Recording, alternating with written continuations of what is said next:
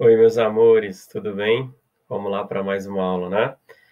Relembrando aqui, rapidinho, último vídeo nosso estávamos em sistema endócrino e especificamente no título retroalimentação, mecanismo de retroalimentação, que lá no vídeo nós falamos que poderia também ser chamado de feedback, né? Um termo aí do inglês que, gente, ele vai ter um sentido assim de retorno, né? Quando a gente usa esse termo feedback na área comercial, por exemplo, a gente fala assim, olha, eu entreguei um produto, depois você pode me dar um feedback, né, se você gostou ou não.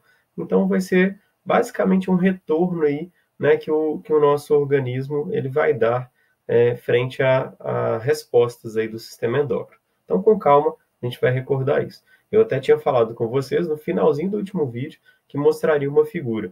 E essa figura a gente vai iniciar agora esse nosso novo vídeo, tá ok?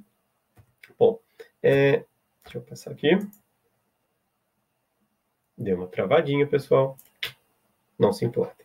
Bom, gente, é o seguinte, está ali, ó, mecanismo de retroalimentação ou feedback. Eu já deixei a legenda aqui para a gente, porque a gente vai usar bastante ela aí na explicação, tá bom? Mas por enquanto a gente vai preocupar aí com esse quadradinho verde, tá? Que vai ser o nosso primeiro aula. Galera, que esquema é esse daqui? Eu montei uma figura para vocês para mostrar o seguinte, que quando um órgão ele recebe um estímulo, tá? Que eu vou chamar aqui, ó, esse órgão, né? Que tem um tecido X produtor de hormônio, tá? Pode ser uma glândula, como a hipófise, tá ok? Depois a gente vai colocar alguns exemplos. Mas esse tecido, recebendo um estímulo que pode ser de fora ou mesmo de dentro, ele vai ser induzido a lançar na corrente sanguínea um hormônio, ou uma, né, que eu estou chamando aqui de substância produzida por X, tá ok? Então, representado pelo quadradinho. Gente, vamos lembrar aqui também, né, falamos isso na introdução do sistema endócrino, que uma vez na corrente sanguínea, um hormônio ele pode chegar em qualquer lugar do corpo, tá? A corrente sanguínea é como se fossem avenidas de uma cidade. E o que vai acontecer? Esses hormônios aqui eles vão se comportar como se fossem chaves que procuram fechaduras. Então vejam bem, nessa situação aqui que eu estou chamando de 3A, a chave quadradinho que caiu na corrente sanguínea não conseguiu se encaixar na fechadura do que a gente está chamando aqui de tecido Z. Por quê? Pessoal, o tecido Z, vejam ali embaixo na nossa legenda, ele tem um receptor, né? Que receptor que é esse, pessoal? Glicocálix, lá da membrana plasmática, né? Que a gente aprende isso lá na primeira série. Então, ó, esse receptor, que ele tem um formato triângulo aqui, só uma forma geométrica para a gente, né, explicar, mas ele não consegue reconhecer o quadrado, tá bom? E aí é o seguinte, esse quadrado continua em circulação, continua no sangue. E ele, nessa situação que eu estou chamando aqui de 3B, ele vai se encontrar com a sua fechadura, né? Então, ao se encontrar com essa fechadura, que é o receptor da célula, e aí nós vamos chamar, né, essa célula de, né, esse tecido, né, esse conjunto de células com muitos receptores aí, de tecido-alvo, tá? Gente, o tecido-alvo, ele vai dar algum tipo de resposta. Nesse esqueminha nosso aqui, eu coloquei para vocês que o tecido-alvo ele vai responder também produzindo uma substância. Que eu estou mostrando aqui como se fosse agora um círculo, tá? Esse círculo azul. O círculo azul cai na corrente sanguínea, vai percorrer todo o corpo. Em algum momento, ele vai ser reconhecido por uma célula. Aqui eu estou mostrando, pessoal, que na situação de número 5, né? Depois de a gente ter passado por todo esse mecanismo, na situação de número 5, há aqui então um reconhecimento lá daquele primeiro tecido, né, do hormônio produzido aqui por Y. Bom, Matheus, como assim? Né? Gente, vou já mostrar para vocês nesse quadrinho aqui que esse mecanismo que a gente acabou de ver ele pode ser aplicado para várias situações. Nós vamos fazer o seguinte, eu vou falar do exemplo 1, e do exemplo 2 e 3 eu vou apenas citar rapidamente, pessoal, porque a gente vai estudar isso com mais calma, tá? Por que eu quero entrar em detalhe no exemplo 1? Que foi o mesmo que a gente viu no final do vídeo passado. Aquela conversa entre a hipófise e a tireoide, tá? Pessoal, vamos supor então a regulação do metabolismo entre a hipófise, que a gente chamaria aqui de X, e a tireoide, que seria o tecido-alvo Y. Mateus, e o hipotálamo? Vocês lembram, pessoal, que a gente tinha citado naquela figura lá do vídeo anterior, que o hipotálamo manda uma informação para a hipófise, que depois manda para a tireoide? Bom, aqui a gente poderia jogar uma luzinha para nós. Ó. O hipotálamo poderia ser esse que está mandando o estímulo aqui para a hipófise. Tá? Agora, vamos pensar numa situação real, que eu acho esse exemplo super legal para nós. Gente, imagine você no inverno. Tá? O inverno é geralmente aquela época que a gente fala assim, que a gente come mais, né? Que a gente está mais disposto para se alimentar. E por que isso acontece? Isso tem todo um sentido fisiológico. O que está acontecendo ali, pessoal? Quando nós estamos sentindo frio, o que significa isso? O nosso corpo está perdendo calor para o meio. Internamente, concordo? Estou tendo menos calor? O que vai acontecer ali? O hipotálamo, ele possui termorreceptores. Vamos lembrar aqui, pessoal, que é uma região lá do sistema nervoso central, né? Mas que tem também sistema nervoso periférico, ó, receptor, tá? Lembrando daquelas nossas aulas, né, de sistema nervoso, tá ok? Esse termorreceptor vai mandar informação ali para o hipotálamo. Fala assim, hipotálamo, o bicho está pegando, cara, a temperatura está caindo. E aí o hipotálamo, o que ele vai fazer? Rapidinho ele vai mandar uma informação para a hipófise, que seria esse nosso estímulo aqui, pessoal. Ele falou assim, ó, hipófise, resolve o problema aí, filho, porque a temperatura está caindo, né? Gente, eu estou brincando aqui, né? Mas eu acho bem legal a gente poder estudar assim também, humanizando os órgãos, né? Fica uma forma legal para a gente poder entender, tá? E aí pensa, o tecido X, que seria a hipófise, já acendeu o seu alerta. Ele falou assim, então peraí, eu vou fazer o seguinte, eu vou mandar na corrente sanguínea um hormônio que se chama TSH, o hormônio estimulante da tireoide. Gente, uma vez então na corrente sanguínea, esse hormônio estimulante da tireoide, ele só tem receptor na tireoide, né? Então a tireoide ali, ela reconheceu o hormônio, acontece uma série de reações químicas no interior da tireoide para que ela agora produza T3 e T4, que eu estou representando aqui, ó, por esses círculos azuis. Depois a gente vai falar um pouquinho mais sobre esses dois hormônios, tá? Mas, galera, o que vai acontecer? T3 e T4, que são hormônios da tireoide, eles caem na corrente sanguínea. E aí eu não mostrei aqui na figura, porque essa é uma figura geral. Antes de chegar lá no número 5, está passando pelas células do corpo, né, do corpo inteiro. E aí, galera, praticamente todas as células do corpo conseguem reconhecer esse círculo. Tem receptores para o círculo, né? Ou seja, nesse caso, receptores para T3 e T4. A célula, então, ao perceber, olha, a tireoide está mandando a gente acelerar o metabolismo. O que essas células fazem? Elas aumentam a taxa de respiração celular e, com isso, pessoal, o consumo de glicose, né? Lembrando lá da primeira série, que a glicose ela é quebrada e transformada em ATP, né? Esse processo, pessoal, ele é muito importante porque ele gera calor para o corpo. Porque nesse mecanismo de transformação de energia, da glicose para o ATP, assim como acontece, por exemplo, em um carro que está queimando combustível para fazê-lo andar, né? O calor é gerado. Então, esse calor vai ser aquele que vai aquecer o corpo. E aí pensa, pessoal, e aí foi a resposta, vejam, né? Agora, onde está o feedback aí? Pessoal, a presença de T3 e T4 em alta concentração na corrente sanguínea vai ser reconhecido também pela hipófise. E ela vai pensar assim, né? Vamos humanizá-la. Olha, a tireoide está de parabéns. Ela está mandando os hormônios, está produzindo os hormônios que eu gostaria, né? Para acelerar aí o metabolismo e aquecer o corpo. Então, o que a hipófise aqui faz? Ela, ao reconhecer que a taxa de T3 e T4 está mais alta, que o metabolismo já está sendo acelerado, ela vai reduzir agora a liberação aqui do nosso passo 2, que seria o quadradinho, né? A substância produzida por ela, que é o TSH, ou seja, a hipófise para de estimular a tireoide em grande concentração, né? Então ela reduz. E aí, pessoal, com calma, aos poucos, a tireoide vai reduzindo novamente a sua atividade. E assim, pessoal, o corpo vai, ó, aumenta o metabolismo, diminui o metabolismo, aumenta e diminui.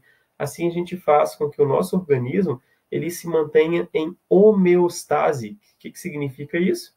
Equilíbrio, tá? Então é um jeito bem legal, né, da gente pensar. Sabiam que esse é um mecanismo muito parecido com o controle da temperatura do ar-condicionado eletrônico, esses novos, né? Ele tem ali um termostato que vai detectar que o ambiente está mais quente, ele se ativa e gela mais o ar. Quando começa a ficar frio demais, de acordo com aquilo que você escolheu lá no controle remoto, ele vai fazer um mecanismo inverso. Vou desativar, o ambiente aumenta um pouquinho a temperatura, aí isso vai acontecendo de forma cíclica, né? Mantendo, então, o equilíbrio na temperatura daquele local. Legal, né? Tá? Pessoal, então para a gente dar sequência, tá? Eu coloquei aqui mais exemplos do pâncreas, ok? Mas eu gostaria só de enfatizar algo para esse nosso esqueminha, que o pâncreas aqui ele trabalharia de uma forma um pouquinho diferente, tá bom?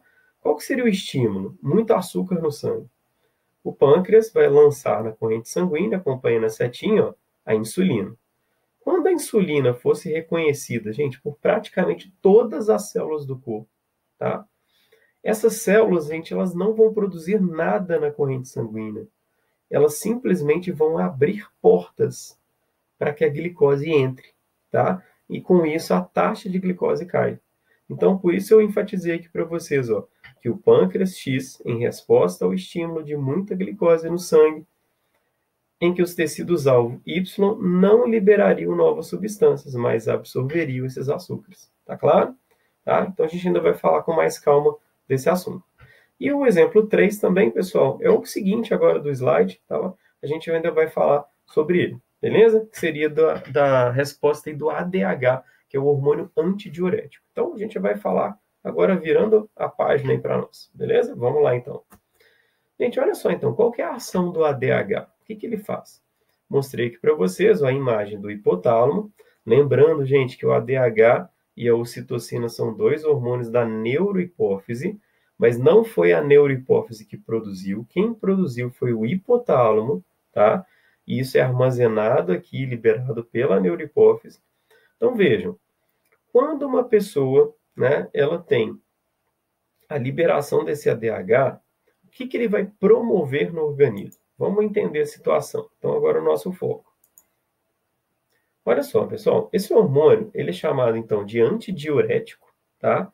Ou vasopressina, o termo muito importante, que ele se refere à pressão sanguínea. Tem tudo a ver.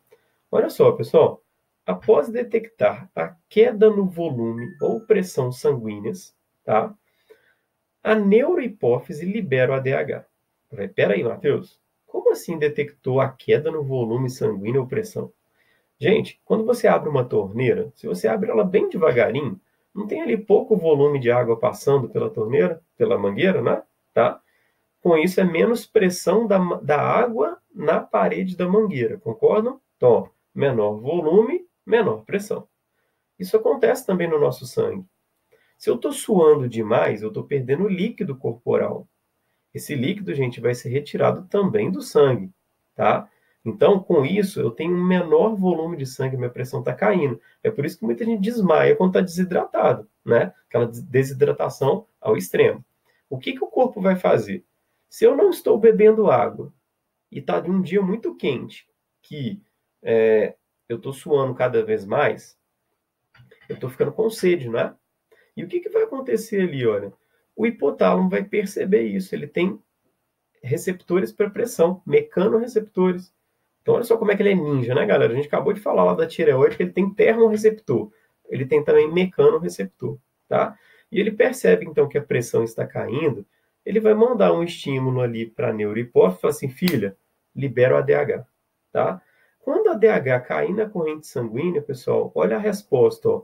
O volume sanguíneo vai voltar ao normal, por quê? Olha o que o ADH faz, gente. Induz as células lá do rim, dos néfrons, que a gente estuda só em sistema urinário, a reabsorverem água. E aí, olha o feedback negativo aí, gente. Quando esse volume aumentou, voltou ao normal, lógico, gente, que ele tem que beber água também, né? O hipotálamo ele vai detectar um aumento da pressão e a neurohipófise vai reduzir a liberação da ADH, porque se ela também ficasse liberando o tempo inteiro, você ia reter a pressão normal, tá? A gente vai agora ver só sobre um tipo de doença associada ao ADH, mas eu gostaria muito que vocês ficassem atentos lá no volume 2, quando chegarem em sistema urinário, que vocês estudem isso daqui com muito mais detalhes, beleza?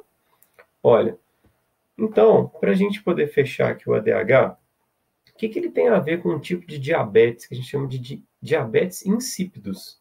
Gente, essa diabetes aqui não tem nada a ver com concentração de açúcar no sangue, tá? O que ocorre, pessoal, é o seguinte, ó. A pessoa tem ou problemas na produção do hormônio por parte do hipotálamo, pode ter várias causas, causas genéticas, às vezes um tumor, tá? Várias causas mesmo.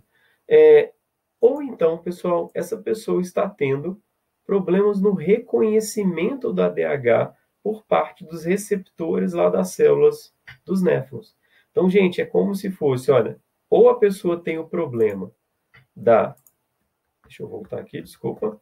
Ou ela tem um problema na chave, ela não tem a chave, ou então ela tem um problema na fechadura, naquela analogia que a gente fez no começo do vídeo, tá ok? Então, um assunto bem importante aí para nós. Pensa, pessoal, se essa pessoa ela não está nem produzindo ou não está reconhecendo o hormônio, galera, esse ADH que deveria fazer um papel de recolher líquido, a pessoa agora está urinando demais, ela está perdendo líquido demais.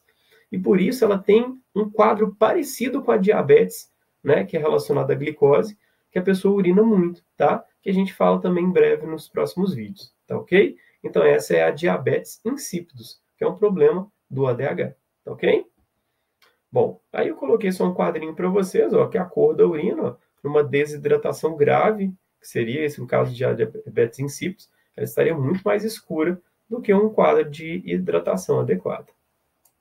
Bom, aqui só uma brincadeira, né? Você estaria como Bob Esponja lá na casa da Sandy, né? Que não usou o capacete. Ele ficaria totalmente desidratado, ok? Gente, seguinte então, para a gente fechar, o outro hormônio, ocitocina, né? Ele é um hormônio muito importante. Vocês já viram, a gente já tinha comentado rapidamente. Por quê? Ele tem um estímulo muito importante para as glândulas mamárias e também para os músculos do útero. No momento do parto, a contração do útero ela se dá por ocitocina. Então, por exemplo, se às vezes um parto tem que ser induzido por algum problema, às vezes o feto está com sofrimento, né, que chama de sofrimento fetal, tem que acelerar ali o processo, eles podem injetar ocitocina aumentando as contrações, tá? Ou mesmo já encaminhar para uma cirurgia, né, para uma cesárea. Mas enfim, gente, só para ver que a ocitocina ela tem receptores lá nas células do útero, mas ela também tem nas glândulas mamárias. E aí, gente, o importante, para quê? Para ejeção do leite, tá? Então, eu coloquei aqui para vocês, ó, a glândula mamária possui mecanorreceptores que detectam o movimento de sucção do bebê. Quando o bebê começa a sugar o mamilo, né, da mãe, aí isso vai se transformar em impulso elétrico levado até o hipotálamo. E o hipotálamo, então, o que ele vai fazer? Olha a resposta dele, ó. Ele produz ocitocina, liberada pela neurohipófise, assim como a gente falou. E esse hormônio, então, chega até as glândulas. Gente, qual que é o feedback positivo aqui nesse caso? Que é mais raro da gente ver. Quanto mais o bebê suga, mais leite é ejetado. Tá ok? Então, um reforço. Tá bom? Bom, gente, é o seguinte, né? Aqui eu coloquei só um esqueminha, né? Essa relação do cérebro com as glândulas mamárias, tá? Existe um mecanismo de comunicação. E talvez vocês já ouviram falar que a ocitocina aí é o hormônio do amor, né? Gente, por quê? Né? Primeiro porque há uma produção grande dele, né, nesse momento da amamentação, e fala-se que ele é um dos hormônios também que faz com que a mãe tenha mais esse cuidado maternal com o bebê, tá? Fora outras produções que nós temos também em situações de prazer, tá? Que poderiam também deixar o nosso corpo de forma mais agradável, né? Mais apaixonado, beleza? Gente, esse então foi o nosso vídeo sobre neurohipófise, tá? A gente continua então nos próximos vídeos com a outra parte que a gente chamou então de adenohipófise. Um beijo para vocês e a gente se encontra depois nos próximos vídeos, tá bom? Boa noite. Obrigado.